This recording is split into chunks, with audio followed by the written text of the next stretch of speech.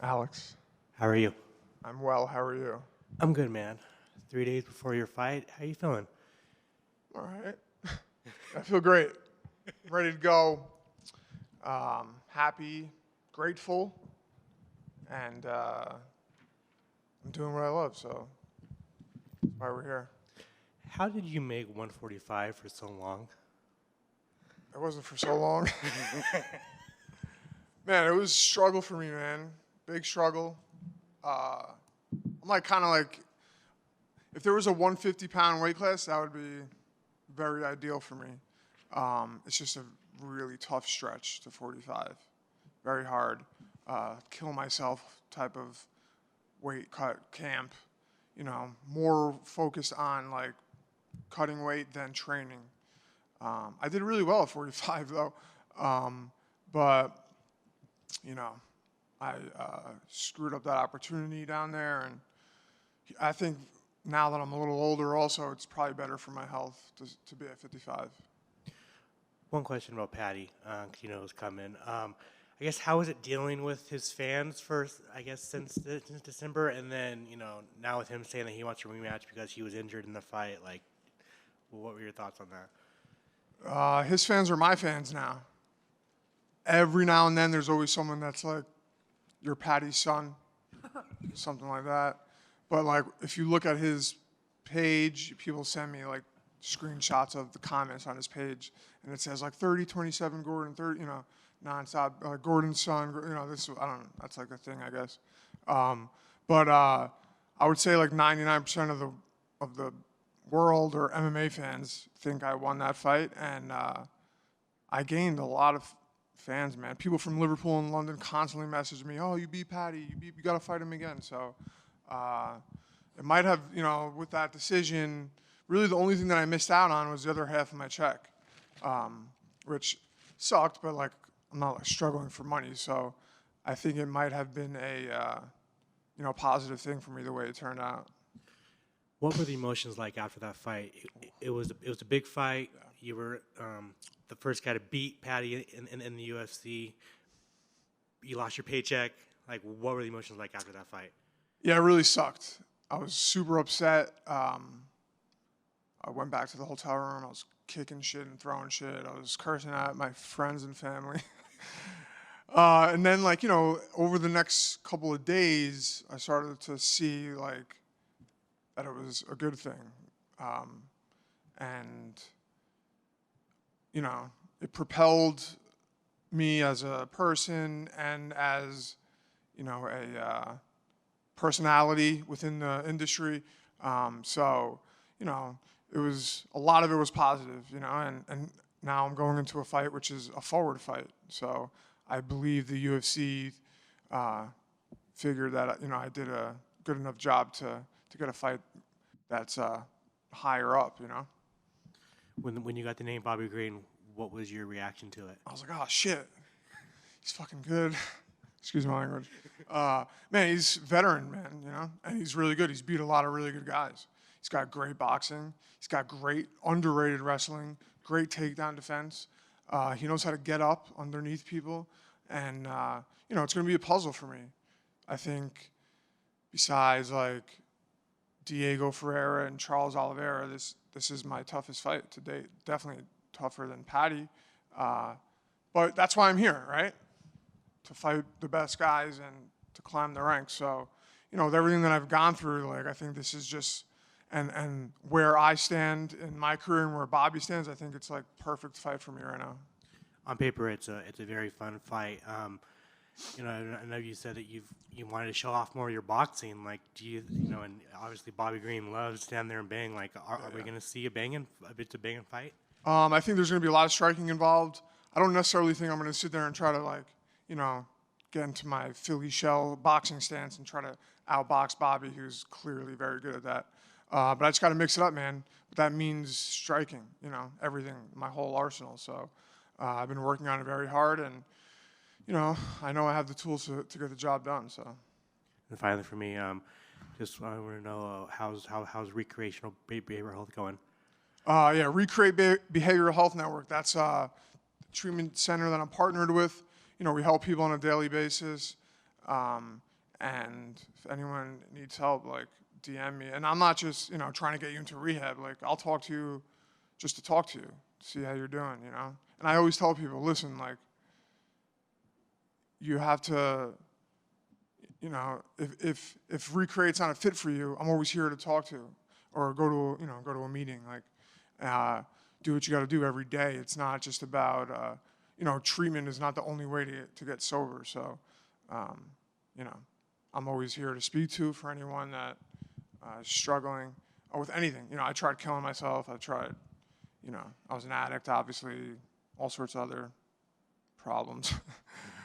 So hit me up. I'm here to talk to. Thanks, Alex. Going back to the sort of the big one in the Instagram comments and everything, before your first fight with Paddy, there was kind of a nice enough little dynamic between you, and then recently you posted a video from the hospital where that seems to have changed, and he looks a little bit annoyed at you. Because you saw what the first fight did for your career in general, would you be happy to take that rematch? Does it just make sense? Like, yeah, sure, why not? Because everyone will want to see it based on the first fight, and if he's going to talk about you the way he is doing, it would be bigger. Are you interested in a rematch? Yeah, I'm clearly like living rent-free in his head. He just had surgery, and he's in his recovery room in the hospital, and he's in the first couple of words he's talking about is Jared Gordon. If I thought I want to fight and I wanted to move on and upward, I wouldn't be talking about Paddy Pimblett from my hospital bed. But it's not just me living rent-free in his head. It's every other media outlet and person in the industry. Joe Rogan, Nate Diaz, I think, said something. A bunch of people think I won the fight or know I won the fight. So, yeah, I mean, if it was worth it for me, but when I get past Bobby, that's fighting backwards. So unless they gave me some really big spot, it would put me in the spotlight, obviously, and I think, it would grow my brand and grow me as a fighter. But at that point, it's more of a risk for me fight-wise after I get through Bobby. So, but, if they offer me something good and money, then I might think about it. Yeah, of course. I mean, even technically, you've had those 3 rounds with him. If you went into a rematch, I mean, how confident would you be? I know people say you got the victory, but would you just be like, oh, I can suss this guy out right away? Yeah, I think obviously I learned a lot for fighting 15 minutes with him. People were like ripping on me for the 3rd round because I was trying to take him down against the cage. But that was like the only round the judges gave me.